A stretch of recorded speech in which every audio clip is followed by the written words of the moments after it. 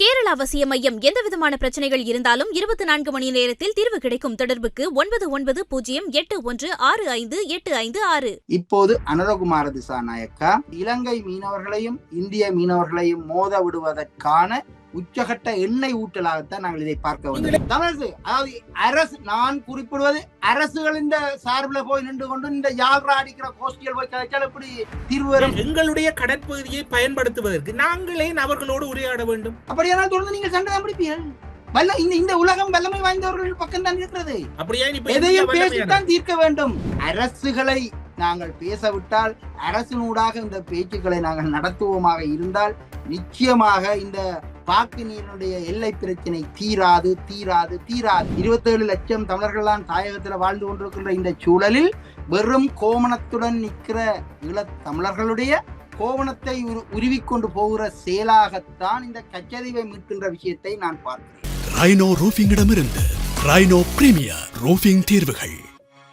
அரசியலில் நகர்த்தப்படும் காய்கள், திரைமறைவில் நடக்கும் ரகசிய பீரங்கள், உலகத் தமிழர் அறிந்தேயாக வேண்டிய உண்மைகளை தேடி ஒரு உடறுப்பு.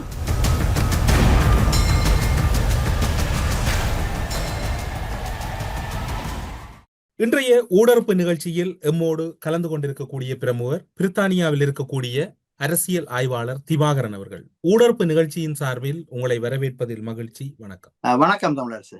இப்போது பிரதான பேசுபொருளாக மாறியிருப்பது கச்சைதீவு விவகாரம். கச்சைதீவை யார் வைத்திருப்பது என்பதற்கப்பால் விஜய் அவர்களுடைய பேச்சை அடுத்து தென்னிலங்கையில் கடந்த வாரம் வெளிவிவகார அமைச்சர் விஜித கேரத் அவர்கள் எதிர்வினையாற்றியிருந்தார். அதனுடைய தொடர்ச்சியாக நேற்றைய தினம் யாழில் உரையாற்றிய அனுரகுமார திசாநாயக்க ஜனாதிபதி அவர்களுடைய கருத்தும் இருந்தது. அதனைத் தொடர்ந்து இலங்கையில் வரலாற்றில் முதல் முறையாக கச்சைதீவுக்கு சென்ற ஜனாதிபதி என்கின்ற பெருமையோடு அனுரகுமார திசாநாயக்க அங்கு சென்று திரும்பி இருக்கிறார். பல நிகழ்வுகள் குறித்த 24 மணி நேரங்களுக்குள் பல ராஜதந்திர செய்திகளை மறைமுகமாக கூறியிருக்கிறது. உங்களுடைய பார்வையில் இது எப்படி தென்படுகிறது? அதாவது கச்சதீவு என்பது அடிப்படையில் நீண்ட காலமாக இந்திய ஆட்சிக்குட்பட்ட பகுதியாக இருந்திருக்கிறது. பின்னர் காலம் அது யாழ்ப்பாண ராஜ்யத்தின் கீழும் இருந்திருக்கிறது. இரண்டுக்கும் உட்படாமலும் அது கவனிப்பாரட்டி இருந்திருக்கிறது. அதாவது குறிப்பாக இந்த காலனித்துவ ஆட்சியாளர் போர்த்துகேய ஒல்லாந்த காலத்தில் அவ்வாறு இருந்திருக்கிறது.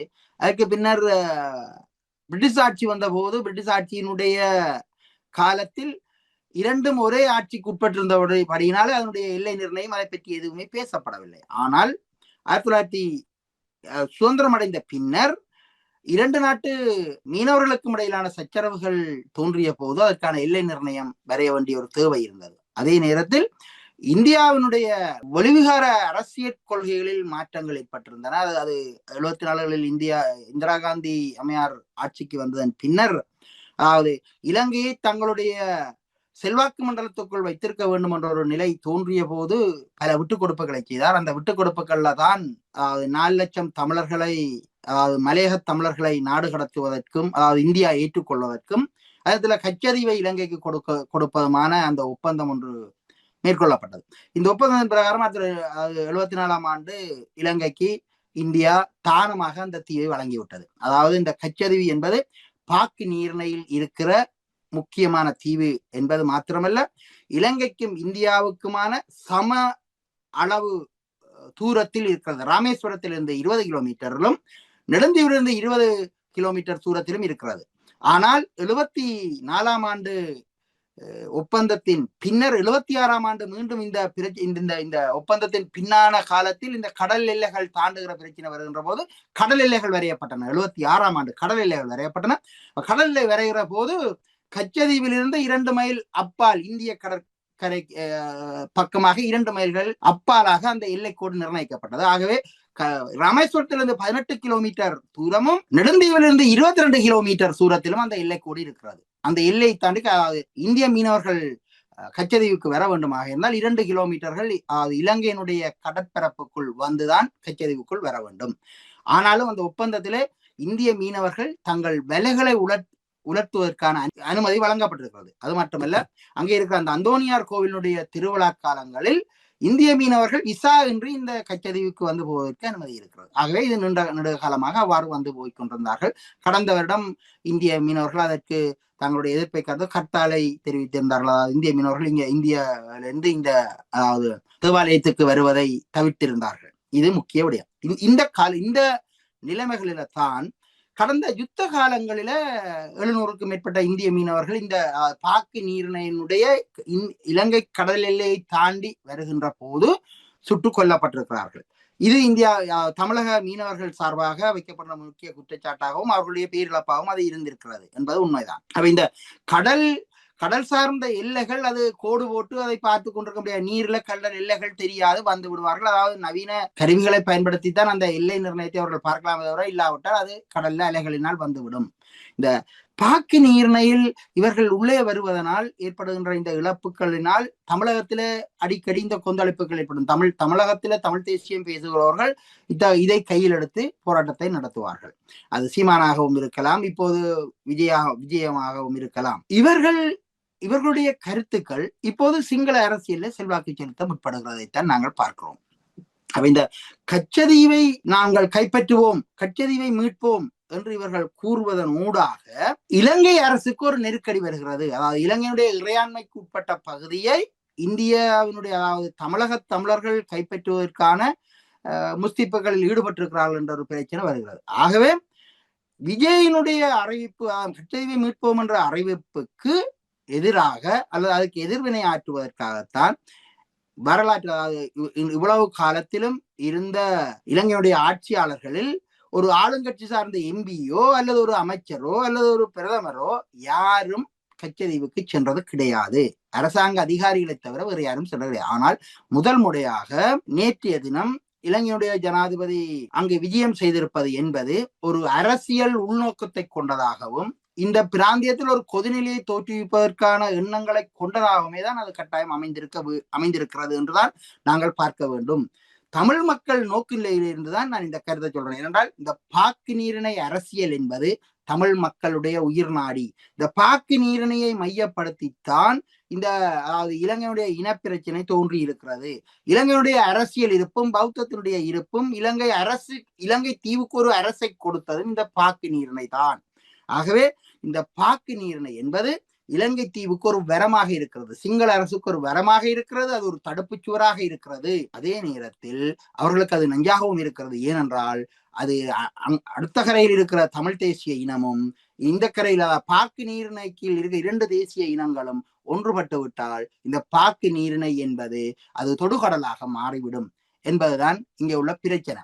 இப்ப நாங்கள் அடிக்கடி பாக்கு நீர் என்று சொல்லப்படுகின்ற இந்த பகுதியை பற்றி நாங்கள் பார்க்க வேண்டும். அதாவது இலங்கை தீவுக்கும் இந்தியாவுக்கும் இடைப்பட்ட கடற்பரப்பு, அதாவது வடகிழக்காகவும் தென்மேற்காகவும் நீண்டு செல்கின்ற அந்த ஒடுங்கிய கடற்பரப்பினுடைய நீளம் ஏறத்தாழ ஒரு 183 கிலோமீட்டர்கள் தான். அதனுடைய அகலம் ஒரு 82 கிலோமீட்டர்ல இருந்து 32 கிலோமீட்டர் வரையான பகுதியாக இருக்கிறது. அதாவது இலங்கைக்கும் இந்தியாவுக்கும் அதி குறைந்த கடல் எல்லை 32 கிலோமீட்டராகவும் அது விரிந்து செல்கின்ற போது அராபிய கடல் பக்கமும் இந்த வங்கக்கடல் பக்கமுமாக அது விரிந்து செல்கின்ற போது ஒரு 82 கிலோமீட்டர் வரை செல்கிறது. ஆகவே 137 கிலோமீட்டர் நீளமான இந்த கடற்பகுதி தான் இந்தியாவுக்கும் இலங்கைக்குமான பிரச்சனைக்குரிய கடற்பகுதியாகவும் இருக்கிறது. அதாவது மீனவர்களை பொறுத்தவரை பெரிய பிரச்சனையாக இருக்கிறது. அதே நேரத்துல யுத்த காலங்கள்ல இலங்கையினுடைய கடற்படைக்கு அது ஒரு கடற்படையினுடைய ஆதிக்கத்துக்கு உட்பட்ட அதிகூடிய பகுதியாக இருக்கிறது.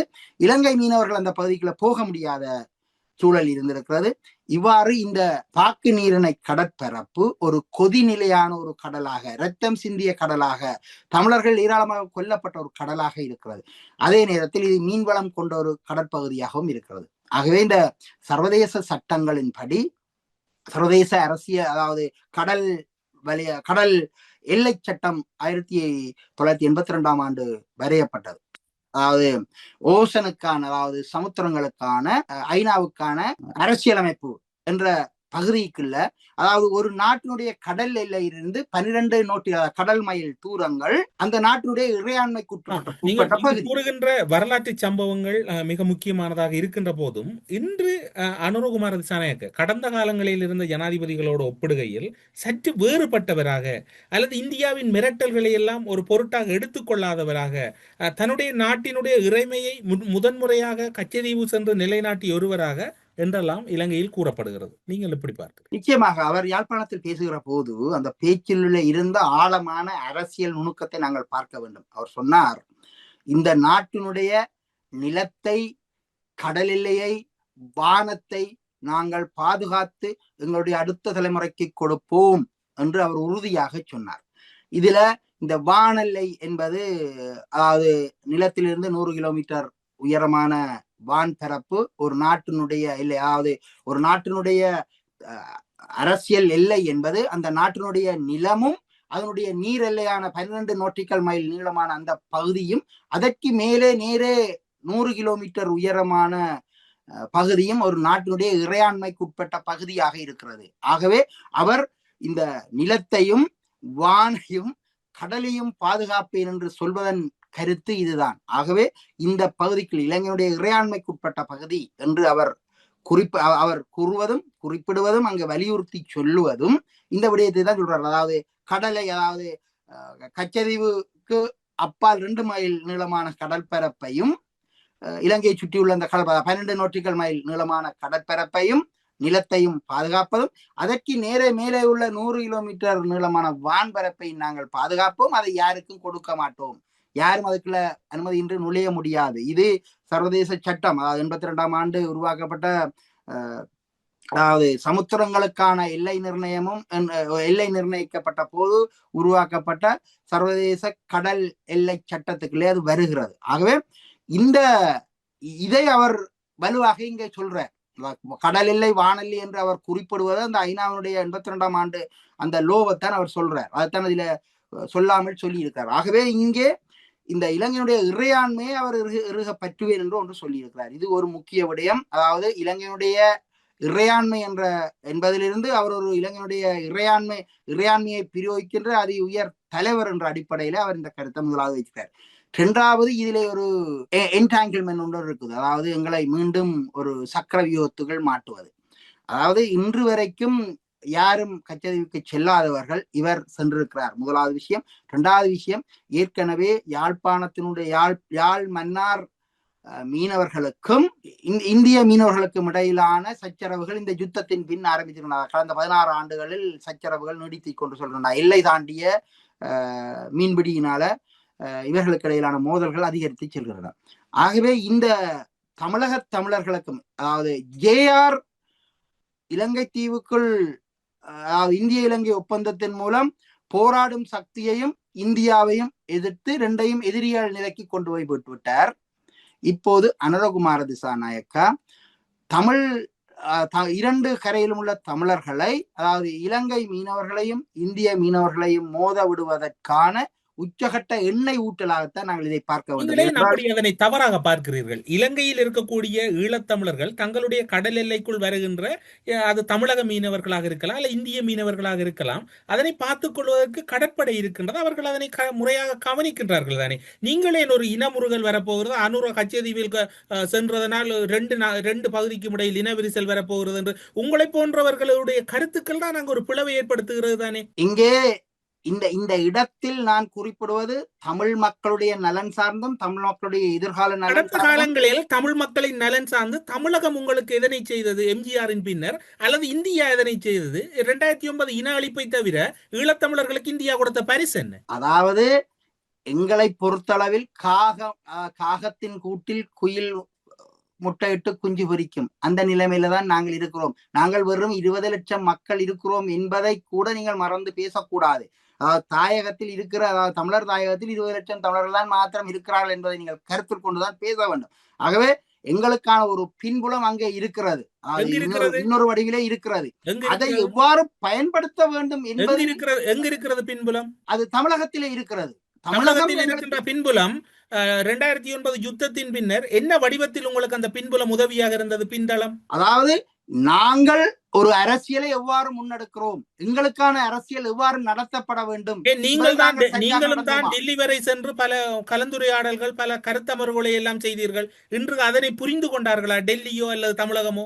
இங்கே அதாவது காகக்கூட்டில் முட்டையிடுவதற்கு குயில் கொத்து வாங்கும், சண்டை பிடிக்கும். அதே நேரத்துல குயிலினுடைய குஞ்சுகள் கொல்லப்படும். உங்களுடைய கருத்தின் அடிப்படையில் ஈழத்தமிழர்களுடைய கடல் பகுதிகளுக்குள் இந்திய மீனவர்கள் வருகின்ற போது ஈழத்தமிழர்கள் அதனை பார்வையாளர்களாக பார்க்க வேண்டும்.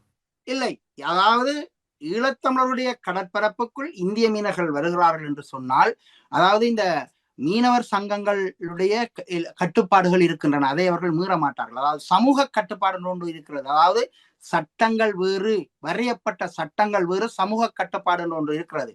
இன்றும் இந்திய கடல் எல்லையிலே குறிப்பிட்ட மாதங்களில், அதாவது மே மாதத்தில் அவர்கள் மீன்பிடிக்க செல்ல மாட்டார்கள். அதே மாதிரி செப்டம்பர்ல மீன்பிடிக்க அரபிய கடல் பக்கம் செல்ல மாட்டார்கள். அது அதாவது மீனவர்களுடைய சமூகம் சார்ந்த தடையாக வருகிறது. ஆகவே இதனை நாங்கள் அப்படித்தான் பார்க்க வேண்டும். சிலவற்றை சட்டம் போட்டு தடுத்து விட முடியாது. தமிழக மீனவர்களுக்கும் இலங்கை மீனவர்களுக்கும் இருத்தி வடமாகாண கடற்தொழிலாளர் சமாஜம் தானே இந்த குற்றச்சாட்டை முன்வைக்கின்றது. எங்களை அவர்கள் பார்க்கிறார்கள் இல்லை, ரோலர் படகுகளில் மீன் உற்பத்தியை அள்ளி செல்லுகின்றார்கள் என்றுதானே வடமாகாண மீனவர் சங்கம் கூறுகின்றது. அதாவது இந்தியாவினுடைய மீனவர்களுடைய தொகைக்கும் அவருடைய கடல் வளத்துக்கும் அவர்களுடைய அந்த இயந்திர தொழில்நுட்ப வளர்ச்சிக்கு முன்னே நாங்கள் சிறு தூசு. ஆகவே அவர்கள் எங்களுடைய கடலுக்குள் வரலாம்.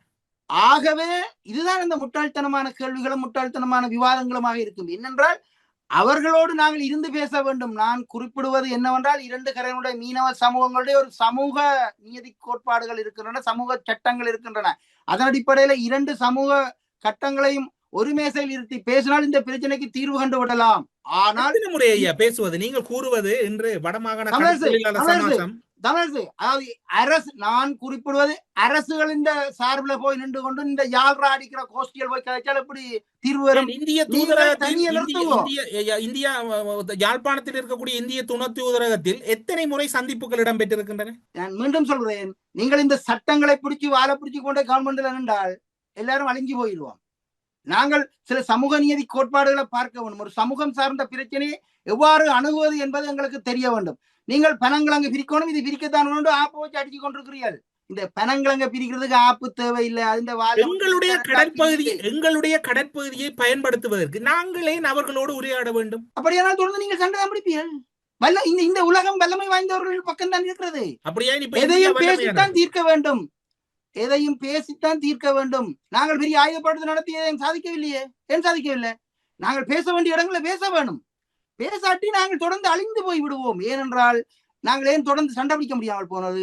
நாங்கள் வரும் 20 லட்சம் மக்களை வைத்துக் கொண்டு, நாங்கள் சண்டை யுத்த பிரதேசத்துக்கு வரும் 4 லட்சம் மக்களை வைத்துக் கொண்டு அவ்வளவு நீண்ட காலத்துக்கு சண்டை யுத்தம் என்பது ஒரு பிழையான யுத்தம் என்று திவாகரன் கூறுகிறார்.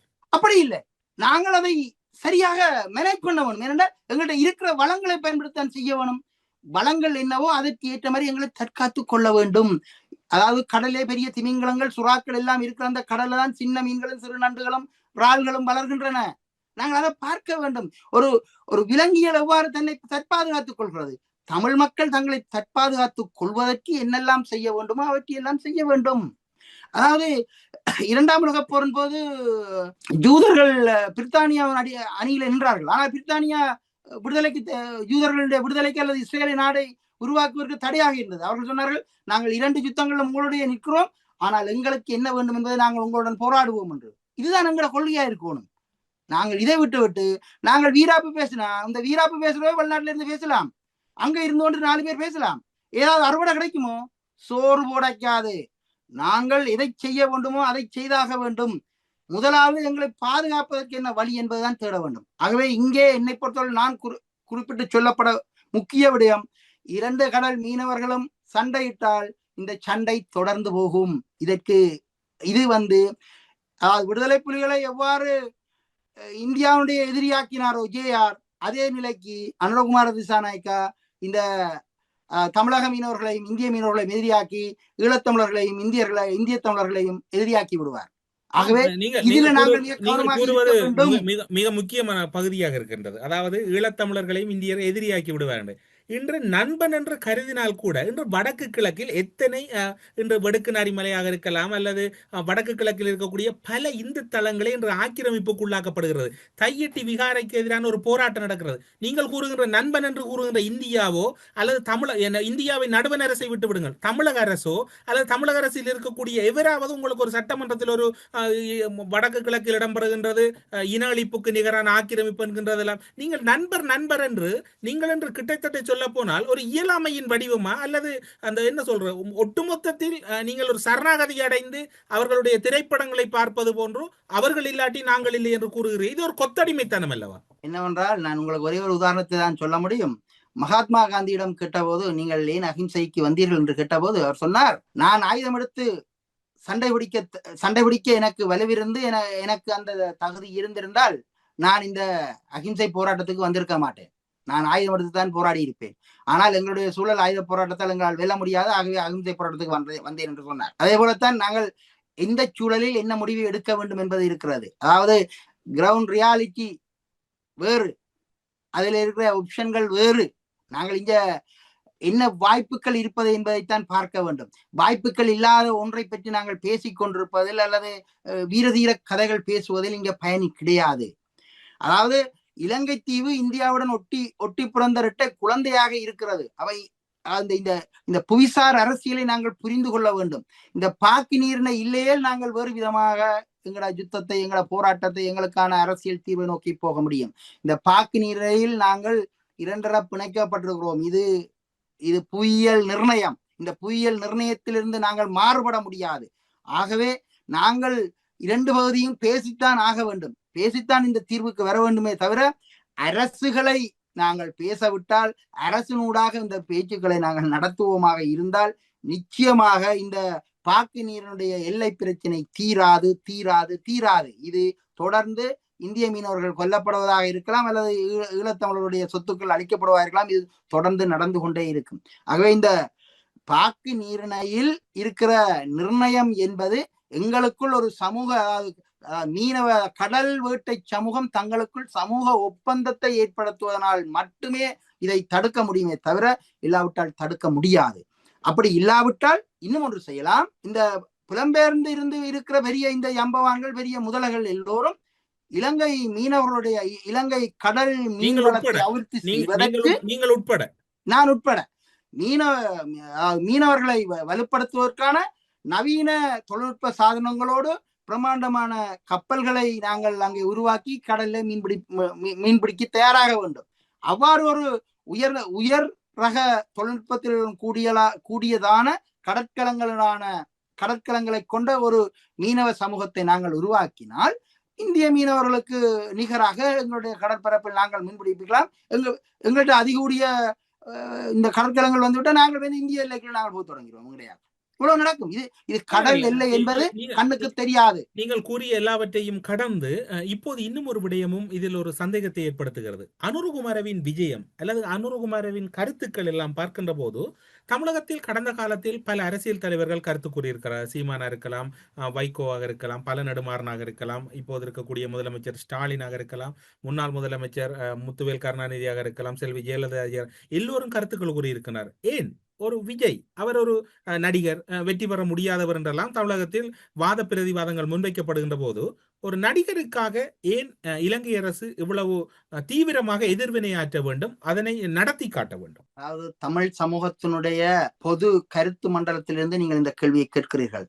ஆனால் அறிவுபூர்வமாக அல்லது இதை ஒரு பிலோசபிக்கல் ரீதியாக பார்த்தால் தமிழ் சமூகம் இலங்கையிலும் சரி இந்தியாவிலும் சரி உலக தமிழ் சமூகம் இன்று அதாவது இந்த சினிமா என்கின்ற இந்த துறைகளுக்குள்ளால் ஒருங்கிணைக்கப்பட்டிருக்கிறது.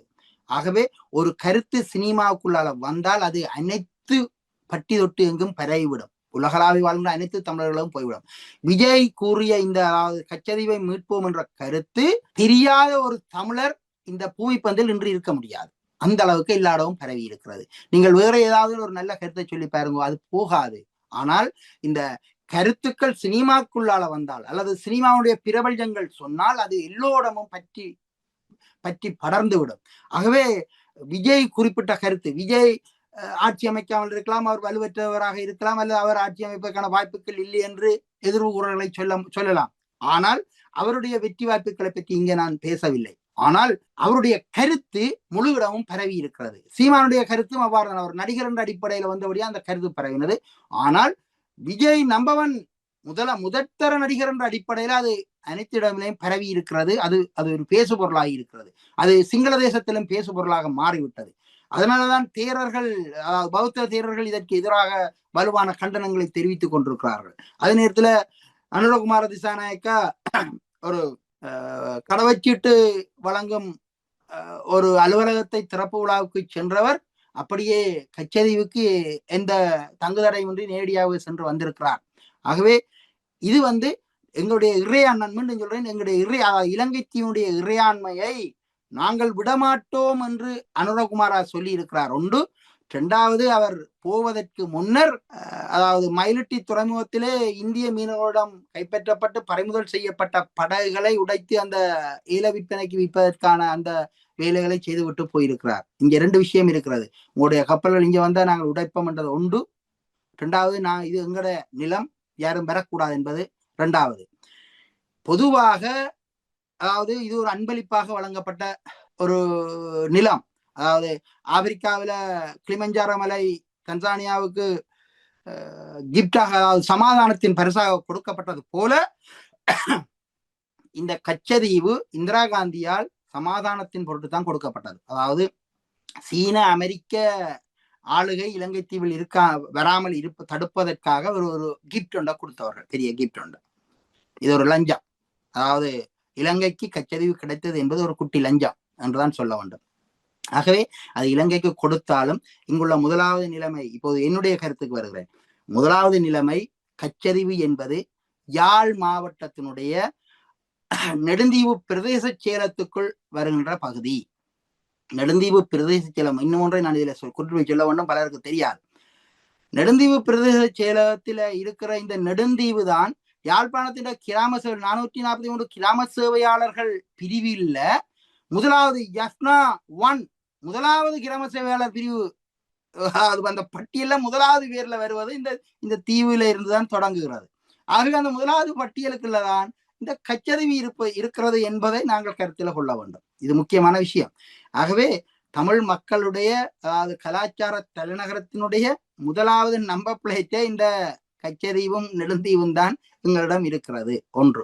இரண்டாவது, இந்த நெடுந்தீவு இப்போது என்னுடைய கூட்டிலிருந்து நீங்கள் புரிந்து கொண்டிருப்பீர்கள், இந்த நெடுந்தீவு என்பது யாழ் மாவட்டத்துக்கு சொந்தமானது, அது தமிழ் மக்களுக்கு சொந்தமானது. அப்படியானால் இந்த வட இந்தியர்களோ அல்லது வேறைய மாநிலக்காரரோ இதை பிடுங்க வர இல்லை.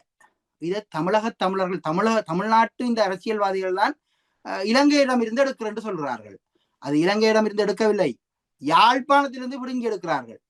நீண்ட காலமாக கட்டமைக்கப்பட்ட இனப்படுகொலைக்குள் அகப்பட்டு அழிந்து நொந்து நூலாய் போய் 47 லட்சம் தமிழர்கள் இருக்க வேண்டிய இடத்துல வெறும் 27 லட்சம் தமிழர்கள் தான் தாயகத்துல வாழ்ந்து கொண்டிருக்கின்ற இந்த சூழலில் வெறும் கோமணத்துடன் நிற்கிற ஈழத் தமிழர்களுடைய கோவணத்தை உருவிக்கொண்டு போகிற செயலாகத்தான் இந்த கச்சதீவை மீட்கின்ற விஷயத்தை நான் பார்க்கிறேன். என்னை பொறுத்தளவு கச்சதீவு பிரச்சனையை, அதாவது ஒரு கிப்டாக கொடுக்கப்பட்டாலும் அது தமிழர்களின் கையில் இருக்கிறது. ஆகவே 2 தமிழர்களுக்கும் எந்த பிரச்சனையும் இல்லை. ஆகவே அதனாலதான் 2 கடல் வேட்டை சமூகம் 2ஐயும் ஒரு மேசையில் இருந்து பேச வேண்டும் என்று நான் சொல்கிறேன். ஒரு மேசையில் இருந்து பேசி இதற்கு தீர்வை கண்டுவிடலாம் என்று சொல்கிறேன்.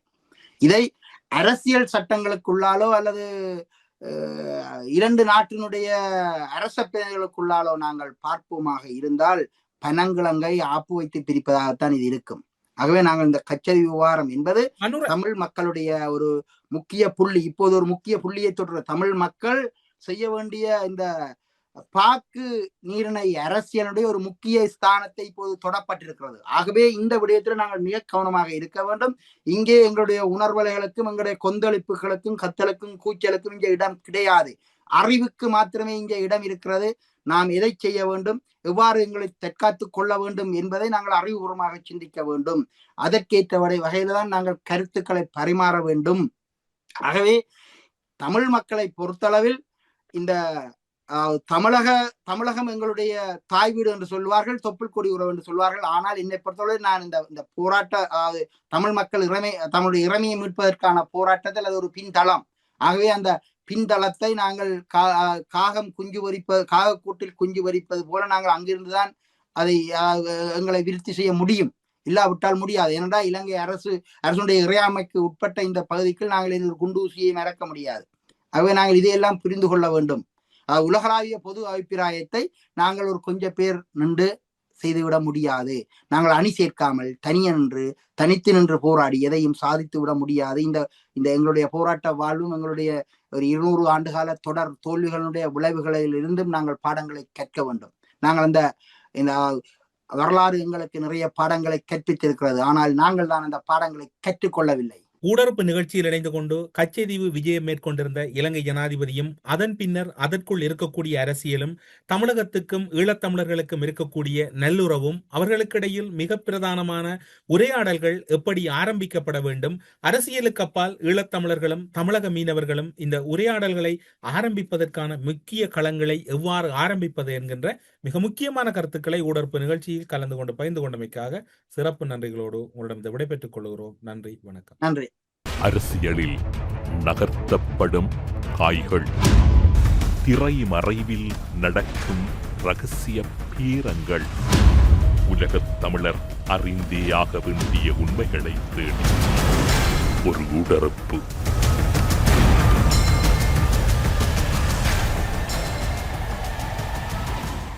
கேரள அவசிய மையம் எந்தவிதமான பிரச்சனைகள் இருந்தாலும் 24 மணி நேரத்தில் தீர்வு கிடைக்கும். தொடர்புக்கு 9908165856.